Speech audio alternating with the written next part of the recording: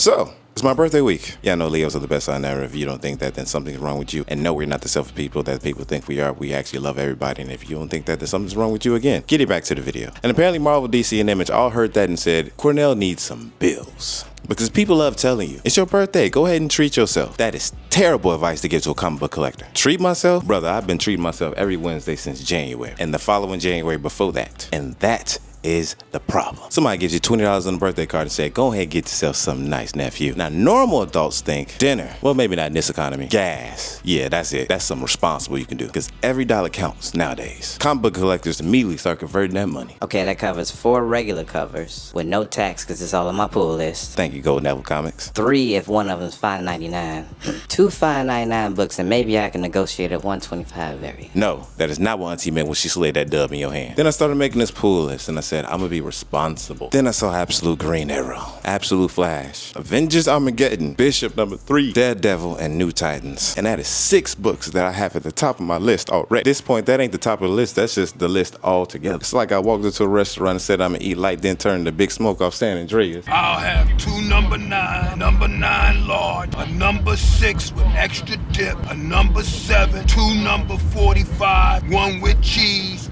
and a large soda. And comic book collectors always have an explanation. Absolute Green Arrow has a big first appearance. Okay. Static is joining the Titans. That is why I'm wearing the shirt, and I got this with Dennis Cowan himself. Battle Beast is fighting Conquest. I ain't read all the other issues, but that's fair. Lobo is fighting the Tooth Fairy. I ain't know I wanted to see that, but I think I need to see that too. See, that's how they get you. Every book always got a reason every week. Nobody releases random comic number 7, nothing never happens. No, everything says, this issue changes everything. brother, everything changed last Wednesday and the Wednesday before that. Can we let something stay the same for my direct deposit to recover? And I'm going on vacation this week, so y'all really about to tax me right now. And today's award for unnecessary financial behavior goes to me. Because I already know I'm gonna walk in that shop on this Wednesday saying, it's my birthday. And the comic book owner is gonna smile. Not because he's gonna give me a discount. No. Not because I'm gonna get a free book. No. Although, if y'all want to, he knows that I have lost the ability to say no. So grab your pool list, close your banking apps, and welcome back to the Pullpit Wednesday. Let's head to the shop. Go! What's good, everybody? Welcome back to the Pullpit, the weekly show where I break down my new comic book day pool list. We give the writers and artists their flowers, catch you up with the stories left off without spoiling the books, and decide which comics actually deserve your money. Because I got 13 books on the list and I'm going on vacation, so we can't mess around. I may not even have a spec list this week. Yeah, I'm lying. They got comic shops where I'm going. So with that said, go and hit that like button, subscribe to the Melanated report, and tell me what's on your pull list in the comments. And with that said, let's go ahead and jump into the top of the list. First up on the list, we had Green Arrow #4, and I'm proud of myself because I got not 1, not 2, but all 3 copies of my Absolute Green Arrow signed by the team of Pornsack Bashotti and Raphael Albuquerque, who have been doing great things on this book. And the last issue is dope, and they definitely narrowed down the list for the killers with a very vicious kill. Now, Dinah's been on the hunt for the Green Arrow killer. In this last issue, she ran into Roy Harper. But the deeper Dinah went, the less this issue felt like a normal murder investigation. And Roy's connection to Dinah was leading to something deeper and darker itself. And that's what I really like about this book, because technically it's supposed to be a Green Arrow book, but it's really just Dinah being dropped into a horror book, and then she's not given any rules. She just has to figure out what's going on. And every answer we get just makes Oliver's past look worse. And every suspect seems to have some type of secret. And Dinah's investigation finally is leading her to Mirror Island. Apparently what happened here is supposed to be worse than anything we have seen before. But the big thing is, as we saw in the last issue, we are getting our first appearance of Absolute Solomon Grundy. Morning on the Monday, down on the Sunday. Yeah, I messed that all up. Y'all know the rhymes. So I'm excited to see how Pornsack does with him and the new backstory that we're going to get from him as well. They have not failed with Absolute Green Arrow so far, and I don't think that they will be failing anytime soon. We're actually getting 2 spin-offs from this book, I believe. So that lets you know how good the book is. Moving on. Now, this book has never been this high up on the list, but New Titans #38 is definitely #2 on the list for this week. This is the one we all been waiting on. Static is back. Now we got Tate Bravo on the writing and Sammy Vasari on the artwork. Now the last issue had the Titans trying to settle in Mount Justice while discovering that Happy Harbor was not necessarily a happy place. Dark force is threatening beneath something that is darker beneath the headquarters. Meanwhile, Terra found out about Cyborg's secret weapon workshop, creating another trust problem between the team when they already got a lot of drama that's going on. But the most important thing was that last 4 pages in that issue. When my boy Virgil got his heart broken by his old lady, she told him that she has seen a new spark in him, but she doesn't see it when he looks at her. He's been sneaking away, doing things, and he comes back happy. And she knows that someone else or something is making him happy. And he has found his spark again. again. Little does she knows that he's been superheroing, but she thinks he's cheap. So she broke up with him. And in all superhero fashion, you know, he just took it on the chin and was like, okay. And then Superboy came and said, hey, we got some trouble. We need you to come on. And Static was like, I'm back, baby. And this will be the first time I think we have seen him since either DCKO or the February Dakota incident, whichever one came out first, I forget. So if you haven't read that, go ahead, pick that up in preparation for this, and you'll be ready for Static's return. I think I should reorder it and just put this at the top of the list. This is number one for now. I don't feel like redoing this video, but this is going to be number one now. Do I sound excited? I think I'm excited. Y'all excited? I know I'm excited. Y'all got to be excited. Let's all be excited. Yeah. Moving on. Next up on the list, we got Absolute Flash number 18 with Jeff Lemire on the writing and Nick Robles on the artwork. Now, the last issue had the Flash and the Rogues working together in order to free Colorado from the control of Grodd. But it was actually a different Grodd than who they thought it was. It wasn't young Grodd, it was Big Grodd that was causing all the ruckus. So pretty much as everyone is taken over by Big Grodd, except for Trickster, because of her helmet has some type of telekinetic block or something like that. She actually never explains what happens. And without actually spoiling what happens, a fight ensues and something happens,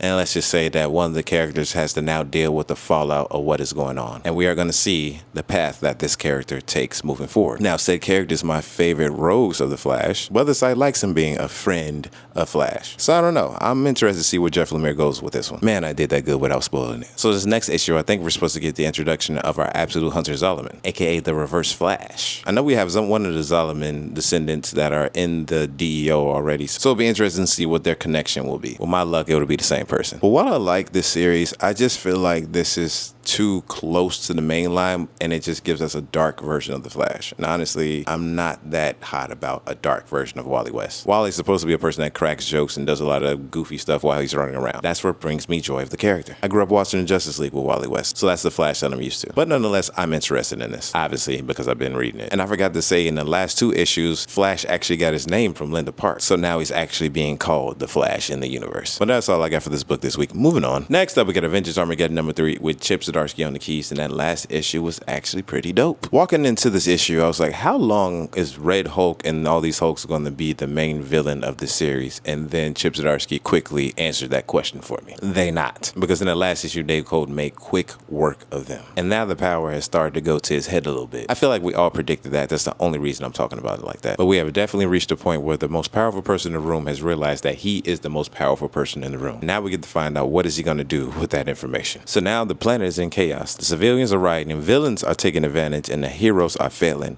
And the Avengers really have to decide if a world that is turning on you is a world that you're supposed to defend. Should you stand down because the world no longer trusts you? Or do you keep fighting because you know what happens if you don't? And I think the main person who's going to pull the team together has to be Wolverine, because he's the only one who actually knows the power of the threat. One, he gave him the power, and two, he immediately seen what happened when he did it. So I think this will definitely be a big emotional arc for Wolverine, as he's going to have pretty much a Hank Pym moment when he made Ultron, or how Spider-Man is going to be when he realized that he made the mutant collars. Apologies if you haven't seen that movie, but I feel like you wouldn't watch my videos if you haven't seen that movie yet. But I feel like Marvel also spoiled what happened, because they had this preview for the Avengers that's coming out in November, and then let us know what the Avengers are doing currently, so you know that this threat pretty much got settled and people survived. But I'm just going to try to throw it out of my head while I read this issue. Again, this series has surprised me, and it has been very well written, so I think you all should read it. Moving on. Next up on the list, we got Bishop number 3 with Saladin Ahmed on the keys and Mario Santoro on the artwork. And that last issue made one thing clear. Shard being alive did not mean that Bishop was getting his sister back peacefully. She returned with a mission of her own, and as I predicted, that mission made Bishop choose his emotions over what he knows he's supposed to do. You don't mess with time. Bishop knows this, but once he's seen that sister, he forgot all the rules. Protect the timeline, complete the mission, do what needs to be done. But we all know when it comes to family, it's a different game. What would you do if it was your sister? You know you'd be right there telling time gods no. So we will not judge our brother. So now Bishop and Shard are fighting the Shard, another member of the Brotherhood, who has traveled through time and space specifically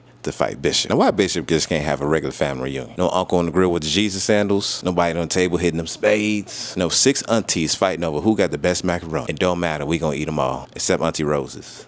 They got roaches. But the writer found the right emotional center for Bishop. The guns of time travel are there. The future warfare is there. Because you can't have a Bishop story without time travel. But the real question of the series is, will Bishop stay being the person who can complete the mission, or will he let his emotions change him forever? This is exactly the kind of Bishop story I wanted. Let this man have his own mythology, his own enemies, his own family drama, his own corner of mutant history. So as you can see, I'm enjoying this book, and y'all should too. Moving on. Next up on the list, we got Daredevil number 5 with Stephanie Phillips on the writing and Lee Garbett on the artwork. And the last issue had Omen closing on Matt Murdock. And the Omen has already established himself as something completely different from the normal Hell's Kitchen criminal. This is a very, very violent man who wants Matt Murdock, not Daredevil. Actually, I kind of got on some Daredevil glasses right now that I think about it. I see you, man, boy. I see why you be wearing these. But the distinction between the Omen wanting to fight Matt Murdock and not Daredevil is important because he can't fight him as Daredevil. He has to fight him as Matt Murdock. And I have now come to know that Daredevil is pretty much a book where the writers get to have a contest on the worst things that they can do to Matt. Just masochist. So now the Omen's attacks are even getting closer to home and Matt's becoming increasingly paranoid. Instead of doing healthy things, he starts getting closer to the Omen himself. So regular Daredevil behavior, or Bruce Wayne behavior. Hell, just pick your cape and that's exactly what they do. Run right into danger. Matt, I don't think isolation is the best thing for a blind person who's being hunted by a murderer. But you do you, and I'm gonna be there to find out what happens. And I hope you all are there with me.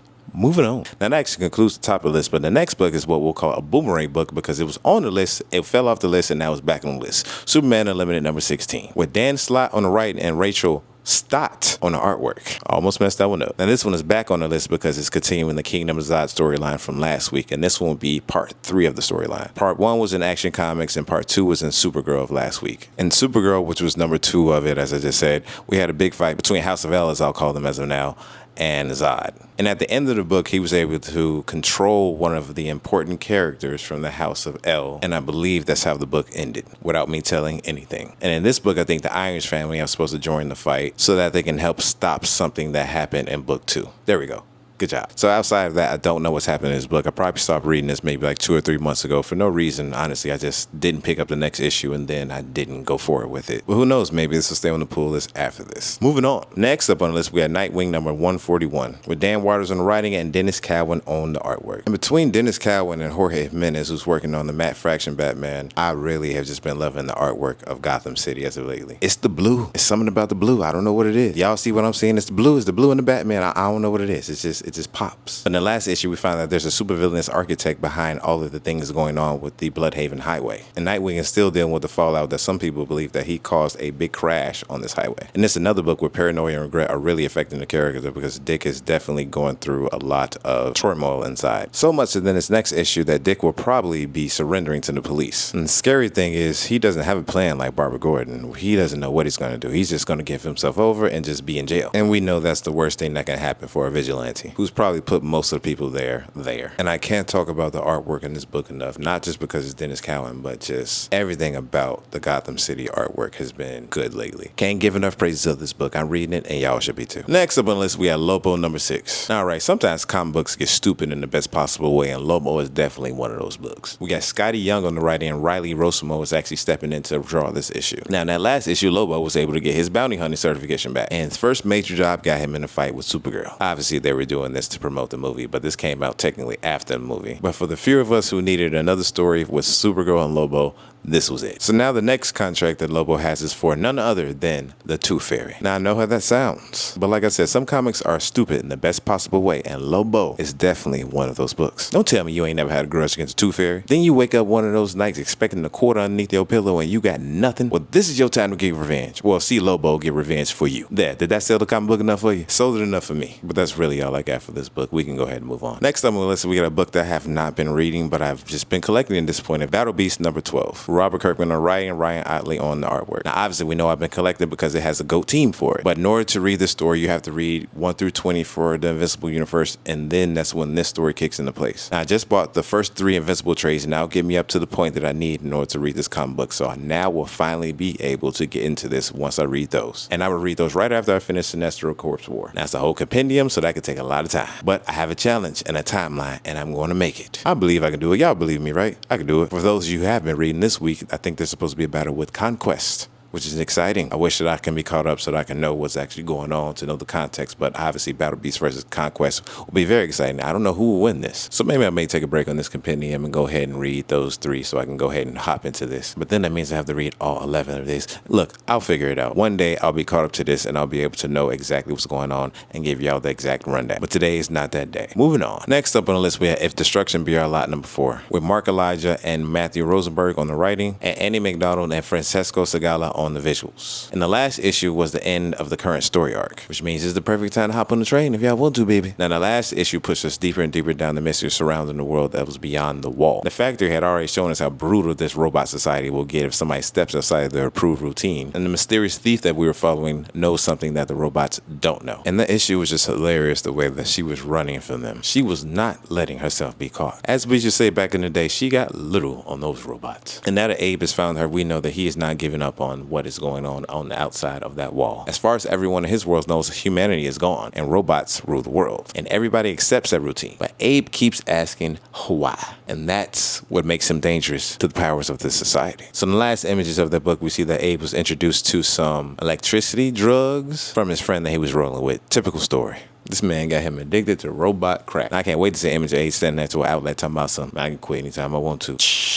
Electricity bill finna be through the roof. But underneath that joke, what I like about this book is all the humanness that all the robots actually have. They suffer from addiction. They suffer from loneliness. They suffer from a lack of purpose. They suffer from lack of hope. And they suffer from obsession, as we see in Abe. But yet, in our society right now, we think that robots are perfect. That's a message for another time. Moving on. Now, next up on the list, we got those doggone mutants that I talk about every week. And this time, they got the adjectives on them. It's the Uncanny X-Man. Written by Gail Simone and Luciano Ficino on the artwork. Previously on the X-Men, Gambit was going through a little affliction. He has a demon in him. I forgot what the demon's name. I think it's Wyvern. I forgot how to pronounce it. Poe Gambit is going through it. His condition is beginning to get worse and his body and behavior are changing. Pretty much killed all the aliens in that last issue, 2 issues ago? And had everybody scared around him. And Rogue is having a big emotional breakdown because obviously she's been affected by what's going on with her husband. But once again, between the Cajun and the Southern Talk, this has been one difficult book to read. Well, actually, it's easy for me because I'm country as well. So no need for the pot calling the kettle black. Look at that, country saying right there. Meanwhile, the outliers do not like their current babysitters. I mean, it was pretty much to the point where everybody walked up to them and was like, "I don't like you," and then ran away crying. It was very awkward. But there was a lot of emotions going on, a lot of memories and everything, so it was understandable for what was going on. Every week, they continue to let me know that this is definitely the mutant saga.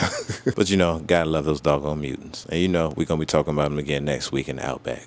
Moving on. Last but not least, we got Wonder Woman number 36, which actually is supposed to be higher up on the list because we got our guest writer of Stephanie Williams, who's been handling the writing ever since last issue. And in that last issue, we got a very, very beautiful backstory for Wonder Woman. It's very touching to see Steve tell Trinity the story of her mother through his own eyes, all while spending time on the River of Styx. Meanwhile, Sharon just sitting there like, "I'm just trying to steer the boat, y'all. Just steer the boat." And it was just interesting to revisit that time period through the eyes of Steve because we haven't seen that before as far as I know. So in this next issue, we continue with the origin story as we have the contest, and we shall see which Amazon will go on to be in the world of man. Well, we know Diana will win, but it's also to see this part of the story as we also know that Trinity is also standing at a crossroad where she will have to face the person who killed her mother, the matriarch. And I've been watching the channel. I'm a very big fan of Stephanie Williams, my Chicago sister. It's funny how you say something once in a video, then you say it every single time. But please know, once a person from Chicago found out another person's from Chicago and they doing something good, they definitely go claim them. All of a sudden, I'm going to be walking to Comic-Con talking about some cuzzo. Shorty going to look at me like, ban that man. But getting back to it, yes, Wonder Woman number 36, written by Stephanie Williams. And with that said, that concludes the pull list for this week. I actually did not even do a spec list for this week because I'm going on vacation, like I said, and I didn't feel like doing no more research between hotels and flights and everything else. So I'm going to let y'all do the research for me for once. It's my birthday. Tell me what's on y'all pull list that I don't have on mine. What research have y'all done that I need to see so I can go ahead and pick it up while I'm out of town? I know one thing. I can't wait to get my exclusive variant from the Black Ink Alliance that I may be going to pick up from the comic den this week or next week. Doggone it, I can't even get it this week, but I'm gonna get it. I'm gonna be there. Don't y'all give away my copy. Y'all know about that one. But with that said, go and hit that like button and subscribe to the Melanated Report. And share this with one of your friends who say it's your birthday week. Go ahead and treat yourself. Nah, brother, you're supposed to treat me this week. But with that said, go ahead and stay locked in, stay melanated, and I'll see y'all next week. Peace.